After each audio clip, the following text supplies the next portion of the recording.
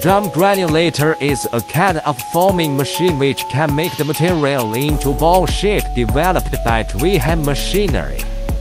Drum granulator is one of the key equipment in the compound fertilizer industry, which is suitable for cold and hot granulation and the mass production of high, medium and low concentration compound fertilizer.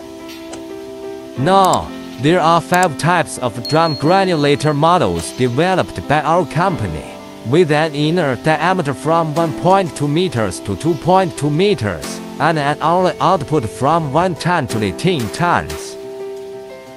It can meet the configuration requirements of the production line with an annual output of 200,000 tons.